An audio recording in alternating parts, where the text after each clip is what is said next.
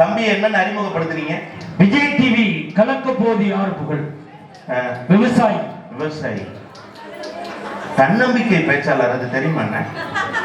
தன்னம்பிக்கை பேச்சாளர், தண்ணீர் பேச்சாளர், தன்னம்பிக்கை பேச்சாளர் கேள்விப்பட்டல.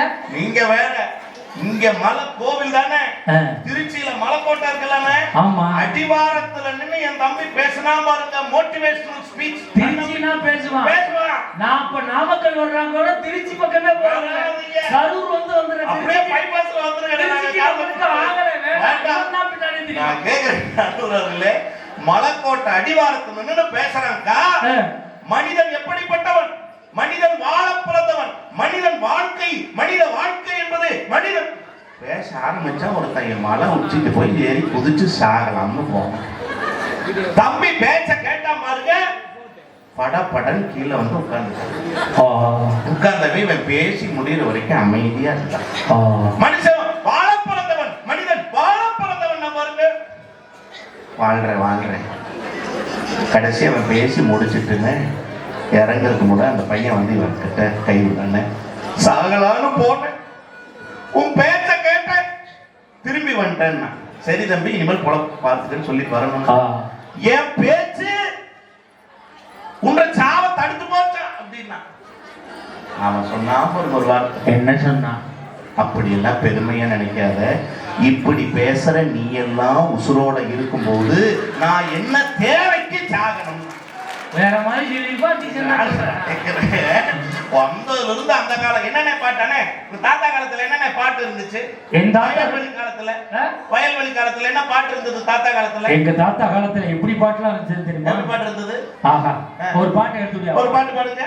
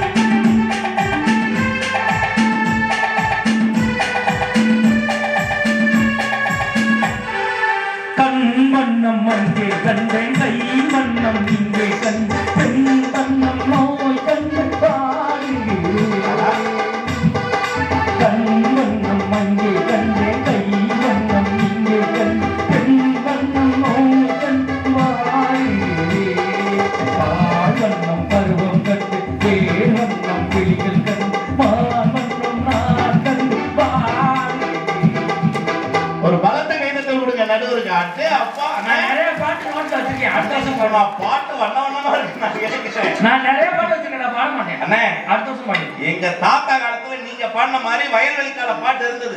என்ன பாட்டு தெரியுமா? எங்க தாத்தா கல்யாணம் ஆன புதுசுல எங்க பாட்டிய பார்த்து பாடின பாட்டு. என்ன பாட்டு தெரியுமா? என்ன பாட்டு? அப்பெல்லாம் என்ன பாகவதர் காலம். என்ன பாட்டு தெரியுமானே? மன்மதனி வென்ற உண்டோ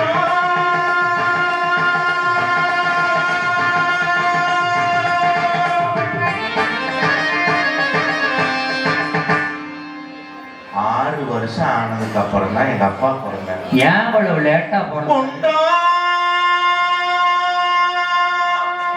பாட்டி உண்டாக லேட்டா பரவாயில்ல. அதுக்கப்புறம் கவியரசர் கண்ணதாசன் காலம் எங்க அப்பா. எங்க காரக்குடிக்காரர். உண்மையா என்ன பாட்டு? அவர் பாட்டு.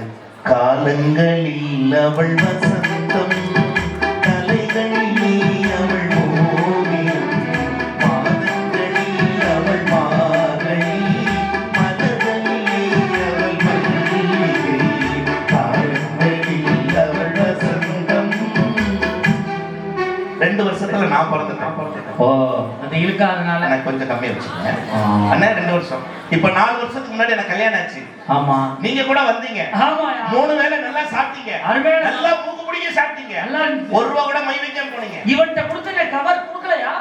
யார் இந்த வேலைக்கு அந்த ஓனானா சாட்சி? இந்த ஓனாட்டி நம்ம தானே இந்த ஓனா ஓடிக்கிட்டு கேட்கிறேன், சத்தியமா கேட்கிறேன். இதெல்லாம் பிரச்சனைன்னு இப்ப எங்க வாட்ஸ்அப் காலத்துல ஒண்ணு வச்சிருக்க தெரியுமாண்ணே? என்ன?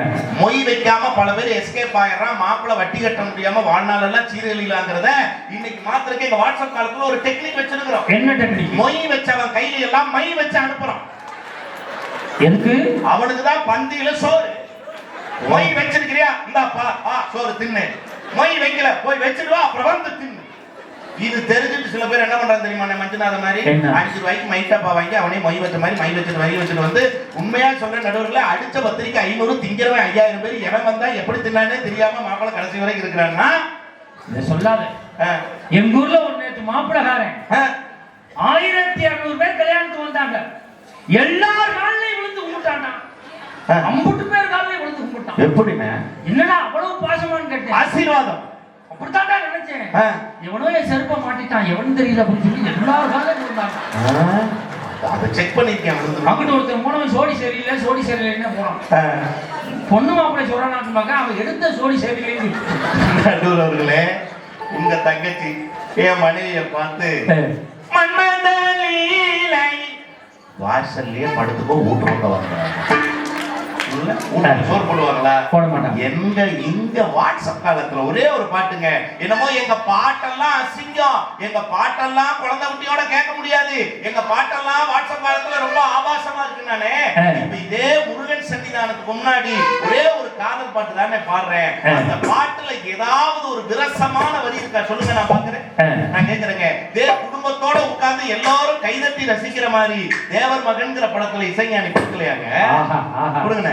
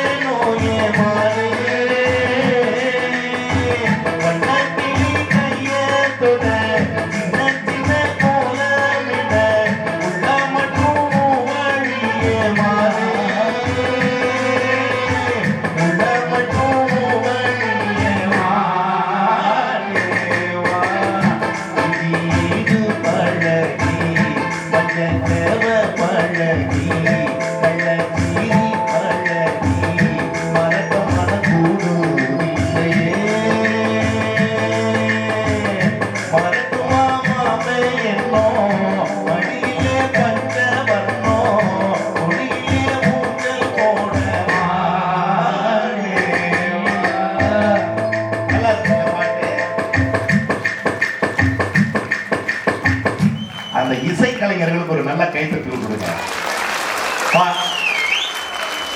நான் கேட்கிறேன், 10 மாசம் அடுத்த வாரிசு. நான் கேட்கிறேன் நடுவர் அவர்களே, ஒரு 4 விஷயத்தை நறுக்குன்னு சொல்லிட்டு இருக்காங்க. நல்லா நறுக்குன்னு கேட்கிறேன். எங்களுடைய வயல்வெளி காலம் பொன்னான காலம். என்ன பொன்னான காலம்? நான் கேட்கிறேன், எதை பார்த்தாலும் பயப்படுற காலம் அவங்க காலம். அது உண்மை. உண்மையில உண்மை. எதை பார்த்தாலும் பயப்படுற காலம் அவங்க தானே. நான் கேட்கிறேன், தனியா ஆம்பளை பையன் ஐயோ போகாத சாமி எப்போ எப்போ அப்போ வயல்வெளி காலத்துல இவங்க ஆளுகள் எதெல்லாம் பாட்டு எழுதி வச்சாங்க. வேப்பமர உச்சியில் நின்று பேயொன்னு ஆடுனான்னு விளையாட போகும் போது சொல்லிடப்பாங்க குந்தன் வீரத்தை குழந்தையே சொல்லிடப்பாங்க. என்ன பண்ணாங்க இவங்க ஆளுங்க? தானே பண்ணாங்க. அப்பா எனக்கு வேணா இனிப்பு ஓவர் தம்பி நான் கேட்கிறேன், இன்னைக்கெல்லாம் இருக்கிற தலைமுறைகள் தயவு செய்து யோசிச்சு பாருங்க. வாழ்க்கையில எவ்வளவு நீங்க அடுத்த தலைமுறை 7 தலைமுறை 8 தலைமுறை 10 தலைமுறைக்கு சொத்து சேர்த்து வச்சது உங்களுடைய வயல்வெளி கால நடுவர் அவர்களே. ஆனா எங்க வாட்ஸ்அப் தலைமுறை என்ன தெரியுமா? 8 தலைமுறைக்கு சொத்து வேண்டாம், 7 தலைமுறைகளுக்கு கல்வி கொடுங்க, அந்த கல்வியான அவனா பிழைப்பான்னு சொல்றதுதான் எங்களுடைய இந்த தலைமுறைனா. நான் சொல்ற நடுவர்களே, உங்க தலைமுறையில பாஸ் பண்றதே பெருசு. அவர் பேசட்டும் இல்லை வச்சிருக்கீங்க தாயன் புரிதல் எப்படியும் வச்சு முடிச்சு நீ பேசி முடிக்கிறதுல ஆரி பூச்சி எல்லாம் வந்து ஆரி ஆரி. நான் கேட்கிறேன், வாழ்க்கையில உங்க காலத்துல பாஸ் பண்றதே பெரிய விஷயம் இல்ல. அது உண்மை. பாஸ் பண்றதே பெரிய விஷயம் இல்ல. கண்டிப்பா. நான் கேட்கிறேன், பெரியவங்க எல்லாம் இருந்திருக்காங்க, பாஸ் பண்ண முடியாமையே பள்ளிக்கூடத்தை விட்டு ஒதுங்குறவங்க பல பேர் இருக்காங்களா இல்லையா? நிறைய. ஆனா எங்க வாட்ஸ்அப் காலத்துல சொல்ற நடுவர் அவர்களே, இதோ இங்க பக்கம் கரூர் தாண்டி திண்டுக்கல் போனீங்க அப்படின்னா இந்த வருஷம் சரித்திர சாதனை பண்ணாங்க. அடுத்த தலைமுறை குழந்தைகளோட உட்கார்ந்து இந்த பட்டிமன்றம் கேட்கிறீங்க. என்ன விஷயம் தெரியுங்களா? திண்டுக்கல்ல உங்களை போல சாதாரணமான ஒரு குடும்பத்தை சார்ந்த ஒரு பெண் பிள்ளை, என்ன தெரியுங்களா, நந்தினின்னு பேரு, இப்ப நடந்து முடிஞ்ச 12ஆம் வகுப்பு பொது தேர்வுல 600க்கு 600 மதிப்பெண் எடுத்து உலக சாதனை பண்ணான்னா, நான் கேட்கிறேன், அவங்க அப்பா ஒரு கூலி தொழிலாளி நடுவர் அவர்களே. ஒரு கவிஞன் தான் எழுதுனா, ஒரு கூலி தொழிலாளியின் மகள் மூட்டை நிறைய மதிப்பெண்களை சுமந்து வந்தால் எழுதுனான்னு சொன்னார் நடுவர் அவர்களே. வாழ்க்கையில கைரேகை பார்த்து ஜோசியம் பார்த்து வாழ்க்கையை தீர்மானிச்சது உங்க காலம். கைரேகையே பார்க்க வேண்டிய அவசியம் இல்ல எங்க வாட்ஸ்அப் காலத்துல. ஏன் தெரியுமா நடுவர் அவர்களே? கைரேகை தேயும் வரை உழைக்கின்ற பெருமக்கள் இருக்கிறதுனால இந்த காலத்துல வாழ்க்கையில கைரேகையே பார்க்க வேண்டியது இல்லை. எங்க பாட்டு கொடுத்தாங்க தெரியுங்களா, எதை நம்பணும்னு? கைய நம்புனாங்க சொன்னாங்க. உன் கையை நம்பி உயிரிட பாரு,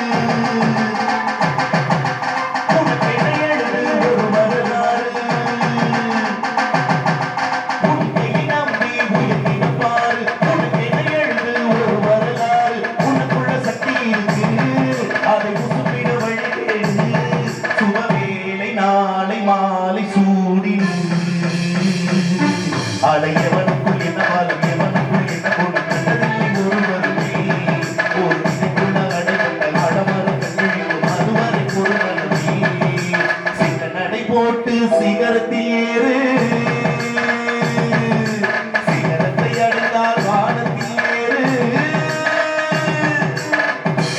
அடுத்த தலைமுறைக்கு ஒரு அடையாளத்தை கொடுத்தது எங்க வாட்ஸ்அப் காலம். கண்டிப்பா நான் கேட்கிறேன் நடுவர் அவர்களே, அடுத்த ஒரு திருமணமாகி ஒரு 6 மாதத்துல 8 மாதத்துல 10 மாதத்துல ஒரு சில ஆண்டுகள்ல இந்த சமூகம் திருமணமான தம்பதிகளை பார்த்து கேட்கிற கேள்வி என்ன கேட்பாங்க?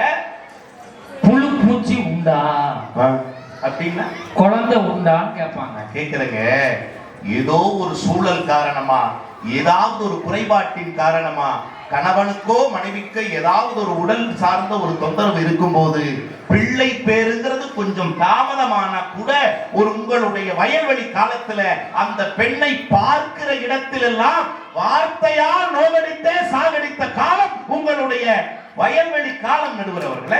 கண்டிப்பா. ஆனா இன்னைக்கு அப்படி இல்லைங்க. நவீன மருத்துவ முறைகள் வந்துருச்சு. இன்னைக்கு இல்ல, 1 மாசம் இல்ல, 6 மாசம் இல்ல, எப்படியாவது வாழ்நாளில் தங்களுக்கென பெயர் சொல்லுவதற்கான ஒரு குழந்தை பெற்றை உருவாக்கி கொள்வதற்கான வாய்ப்பை அந்த முருகனுடைய அருளால் இன்றைய நவீனம் கண்டு கொடுத்திருக்கிறது அப்படின்னு சொன்னா, அதெல்லாம் இன்னைக்கு வாய்ப்பா தெரியுதா இல்லையா? நான் கேட்கிறேன். கண்டிப்பா. இதெல்லாம் எதுவுமே தெரியல. நான் கேட்கிறேன் நடுவர் அவர்களே, என்ன சாதிக்கு பிறந்தோம் என பார்த்தது உங்களுடைய வயல்வெளி காலம். என்ன சாதிக்க பிறந்தோம் என பார்த்ததுதான் எங்களுடைய வாட்ஸ்அப் காலம்னு சொன்னா, நான் கேட்கிறேன், ஒரு காலத்துல வண்டி ஓட்டிட்டு போறீங்க, வண்டி ஓட்டிட்டு போகும்போது நம்மள பட்டிமன்றம் போகும்போது ஊருக்கு அடையாளம் தெரியாம பாதி வெளியில நின்று இருக்கிறமா இல்லையா? ஆமா. வேப்ப மரத்துல போய் முட்டி நின்று இருக்கிறமா இல்லையா? ஆமா. ஆனா இன்னைக்கு அப்படி எல்லாம் இல்லைங்க. கூகுள்னு இருக்கு. கூகுள் இருக்கானே இருக்கு. அது வழிகாட்டுதா இல்லையா? வழிகாட்டு. நேரா போ, இடது பக்கம் போ, 10 மீட்டர்ல பாரு ஐயங்கார் பேக்கரி, சூடா போட்டா வாங்கி சாப்பிட்டு காசை கொடு. சொல்லுதா இல்லையா? அருமையா சொல்லுது. நல்லா சொல்லுது இல்லனே. வாங்கி சாப்பிட்டு வண்டி வந்து சேரமா இல்லையா? ஒரு லேடி தான் அதுல பேசு. ஆமாண்ணே.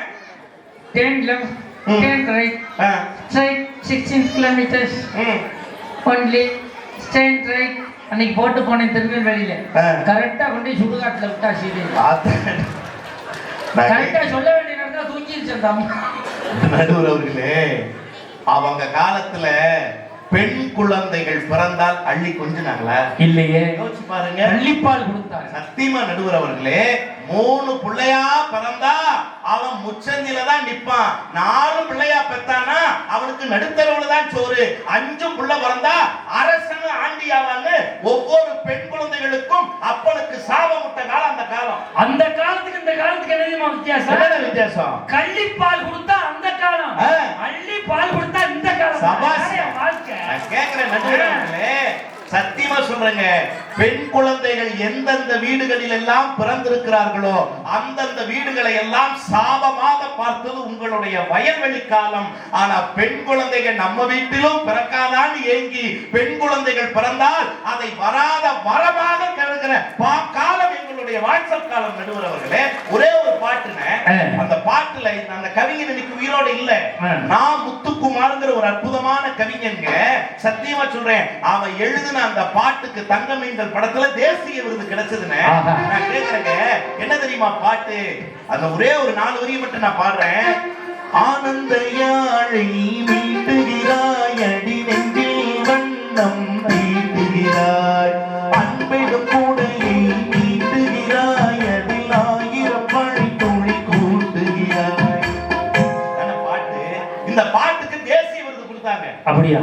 அந்த தேசிய விருது கொடுத்த கமிட்டி ஒரே ஒரு வரி எழுதினாங்க. இந்த வரிகளுக்கா தேசிய விருதுனா இல்ல, இந்த வரிகளுக்கு முன்னாடி அந்த கவிஞன் ஒரு வரி எழுதினா வசனமா, அந்த ஒரு வரிக்காகவே 1000 தேசிய விருதுகள் கொடுக்கலாம்னு சொன்னா. அப்படி என்ன வரி தெரியுங்களா? மகள்களை பெற்ற அப்பாக்களுக்கு மட்டும்தான் தெரியும், முத்தம் காமத்தில் சேர்ந்ததில்லை என்று எழுதினா பாருங்க. நடுவர் அவர்களே, இதெல்லாம் உங்க வயல்வெளி காலத்துல இருந்துச்சா? நீங்க சொன்ன மாதிரிங்க, ஆண் குழந்தை பிறந்தா, ஒரு குழந்தை தாங்க எழுதுச்சு, ஆண் குழந்தை பிறந்தால் நீங்க சொன்ன மாதிரி அள்ளி பால் தருகிறாய், பெண் குழந்தை பிறந்தால் கள்ளி பால் தருகிறாய். இது என்ன அறத்துப்பால்? ஓஹோ, காரணம் காசு என்கிற பொருட்பாலான்னு கேட்டாலே நடுவர் நான் கேட்கிறேங்க, இதெல்லாம் உங்க காலங்க, இதெல்லாம் உங்க காலம். ஆனா எங்க காலம் அப்படி இல்ல. நான் 2 விஷயத்தை சொல்லி நிறைவேற்ற. அவங்க எங்க காலத்துல புருஷன் பொண்டாட்டிக்கு மரியாதை எப்படி கொடுத்தோம், கணவன் மனைவியை எப்படி மதிச்சாங்க, மனைவி கணவனை எப்படி மதிச்சாங்க. எங்க அண்ணன் வீட்டுல நடந்தது எனக்கு தெரியாது. எங்க அண்ணன், உங்க அண்ணன் கூட பிறந்த அண்ணன். சரி சொல்லுங்க. கூட பிறக்காத அண்ணன். ஆமா ஆமா, சத்தியமாங்க. 42 வயசுல ஏறக்குறைய 17 ஆண்டுகள் சபரிமலைக்கு நான் போயிருக்கேன். ஓ, சத்தியமா சொல்றேன். இப்ப அண்ணன், இப்ப என்ன மாதம்? இப்ப என்ன மாதம்? ஜனவரி மாதம். அண்ணே, தமிழ்ல சொல்லுங்க, தமிழ் மாதத்துல சொல்லுங்க. தை மாதம். தை மாதம். தை மாதத்துக்கு முந்தைய மாதம் எது? இல்ல பின்னாடி கேட்டா கூட தெரியும். சொல்லுங்க. மார்கழி மாதம். மார்கழி மாதம். மார்கழி மாதத்துக்கு முந்தைய மாதம் என்ன? கார்த்திகா மாசம். கார்த்திகா மாசம்னு சொல்லாதீங்க, கார்த்திகை மாதம். கார்த்திகை மாதம். தெளிவா சொல்லுங்க. கேக்குறேன்.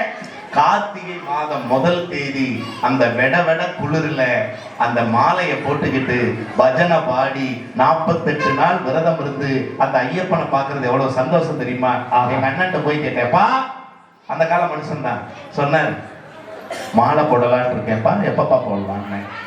அதெல்லாம் ஒன்றும் வேண்டாம், பயந்துட்டாரா? அப்படிதான் கேட்டு. அப்படி சொல்லாதப்பா, இத்தனை வருஷமா போட்டுட்டு இருக்க, ஏப்பா நீ அந்த கால மனுஷன், நீ கூட இப்படி சொல்லலாமான்னு. வேண்டாம்ப்பா, வேணாண்டாங்க சொன்னாக்கு. இந்த மார்கழி மாசத்துல, அதுக்கு முன்னாடி கார்த்திகை மாசத்துல அழகா குளிர்ல அந்த மாலையை போட்டு அந்த பஜனை பண்ண எவ்வளவு நல்லா இருக்கும்னு ஒரு பாடினார்.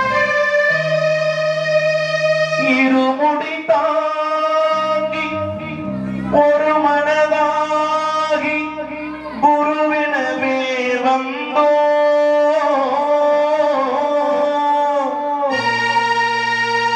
இருவினை தீர்க்கும் யமனையும் வெல்லும் திருவடி காண வந்தோ.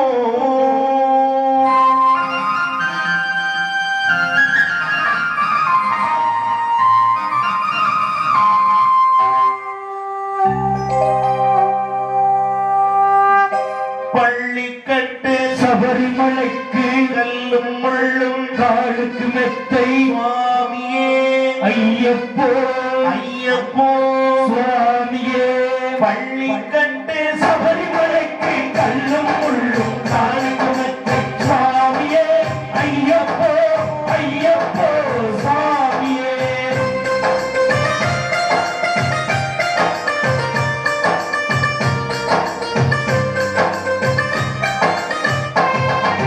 கார்த்திகை மாதம் மாலையணிந்து நேர்த்தியாகவே விரதமிருந்து தேவலோகனை மைந்தனே உன்னை பார்க்க வேண்டிய தவமிருந்து மாதமிது மைந்தனே உன்னை பார்க்க வேண்டிய தவமிருந்து இருமுடி எடுத்து எரிமேலி வந்து ஒரு மனதாக பேட்டையில் உள்ளி அருமை நண்பர மாவரை பொழுது ஐயனின் அருமலை ஏறிப்போம் சுவாமியே ஐயப்போ ஐயப்போ சுவாமியே சுவாமியே ஐயப்போ ஐயப்போ சுவாமியே கேட்குறேங்க கைதட்டல் கொடுத்த அன்பு நெஞ்சங்கள் அத்தனை பேருக்கும் நன்றி அண்ணே. நான் கேட்குறேண்ணே, இதை பாடினேன். பாடினதுக்கு அப்புறம் எங்க அண்ணன் சொன்னாரு, மாலை போட வேண்டாம்னு சொல்லலடா. அந்த காலம் மனுஷன் சொன்ன வார்த்தை. 365 நாள் மாலை போடலாம். அவ்வளவு பக்தியா? எப்பா ஒரு மண்டலம் 48 நாக்கா, அது என்ன 365ன்னு? மாலை போட்டா தாண்ட வீட்டுல மரியாதையே வருது. மக்கள்லாம் சிரிக்கிறாங்க. ஏதோ வாங்க சாமி போங்க சாமி. சாமியோ சாமி நடுவரத்துல மாலை போட்ட நேரத்துல எங்க அண்ணன் எங்க அண்ணிட்ட ஒரு கப் காபி தானே கேட்டாரு. ஒரு கப் காபி. எங்க அண்ணி சொன்ன வார்த்தைய அப்படியே மலைக்கோயில் முன்னாடி சொல்றேன். என்ன தெரியுமான்னு? வாங்க சாமி, உட்காருங்க சாமி. காபி சாமி குடிக்கிறீங்களா சாமி? காபி சாமி சூடு சாமி, கம்மி சாமியா இருந்தா சாமி சொல்லுங்க சாமி.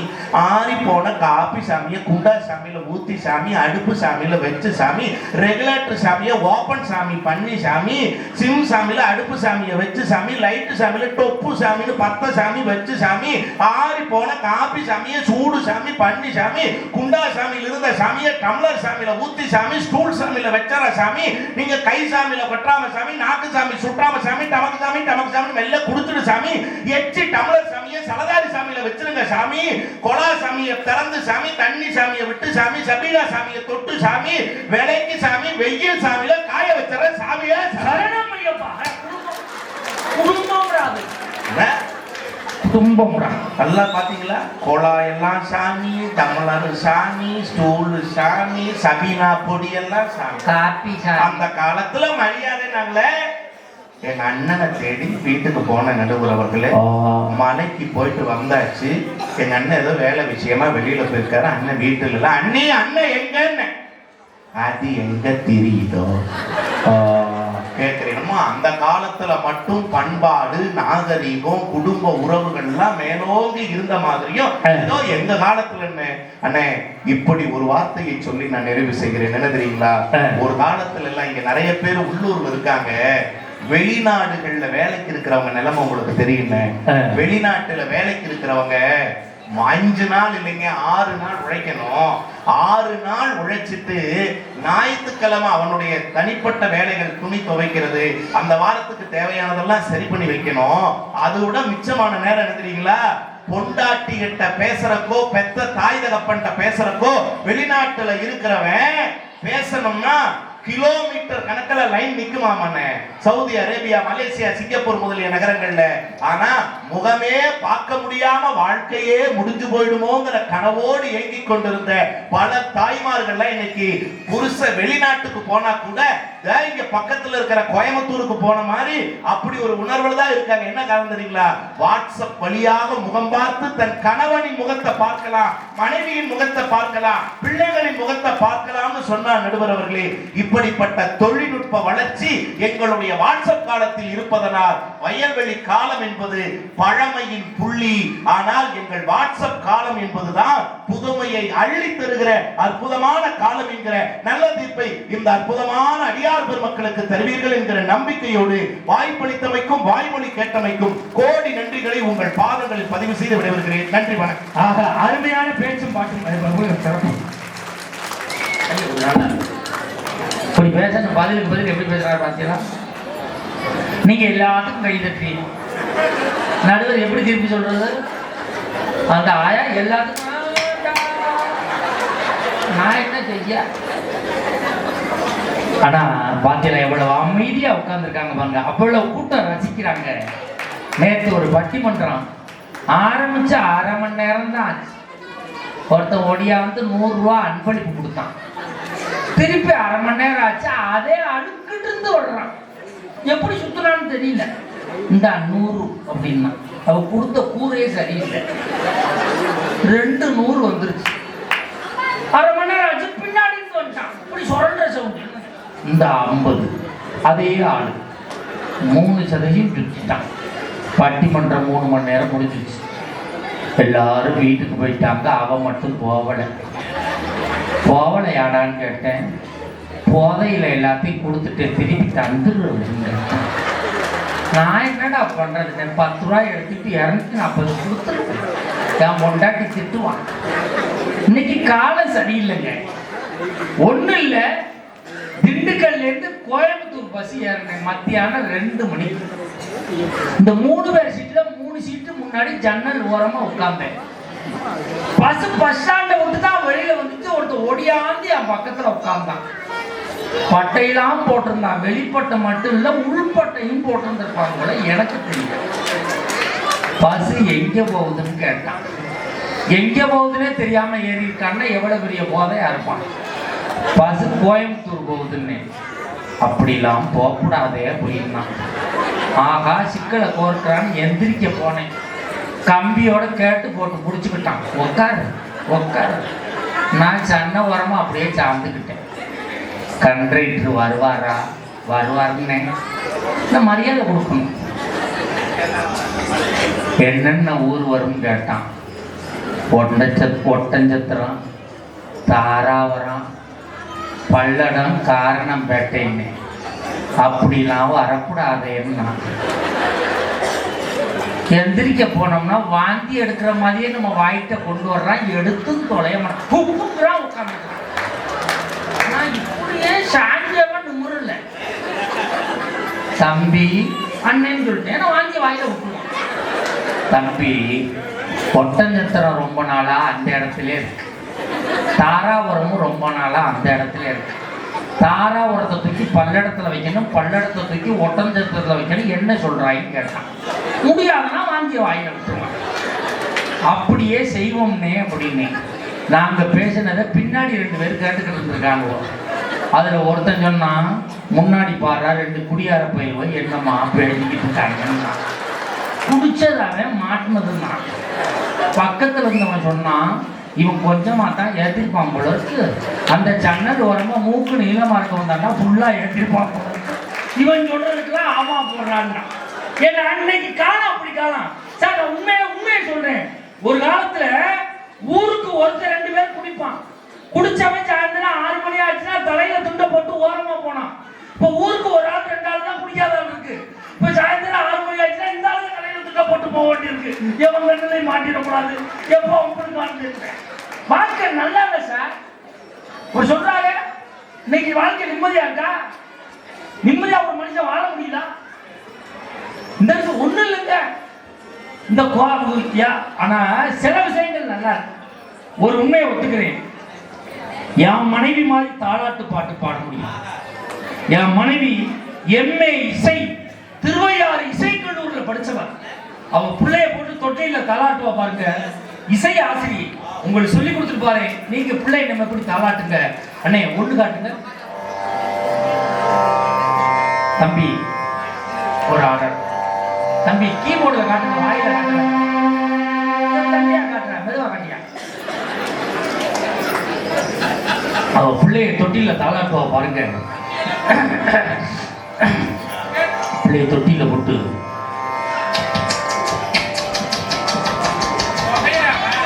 பாட்டு அவ்வளவு தாண்டா. கதவை தொடர்ந்து பார்க்குற 32 நாய் படுத்து கிடக்கு. யாண்டி இத்தனை நாய் கிடக்குங்கிற? வந்த நாயெல்லாம் சும்மா தான் இருக்கு, சொந்த நாய் தான் குடைக்கிறதுங்கிறாயா. இன்னைக்கு ஒரு காலத்துல எப்படி தாலாட்டு பாட்டு பாடினாங்க, இன்னைக்கு தாலாட்டு பாட்டா ஒழுங்கா பாடுறாங்களா? நான் தீர்ப்புல நிறைய விஷயம் சொல்ல வேண்டியது இருக்கு. இப்பொழுது அந்த காலம்தான் வயல்வெளி காலம்தான் என்ற அணியை நிவர்த்தி செய்து பேச வருகிறார் பாசத்துக்குரிய அருமை அக்கா சாந்தாமணி அவர்கள்.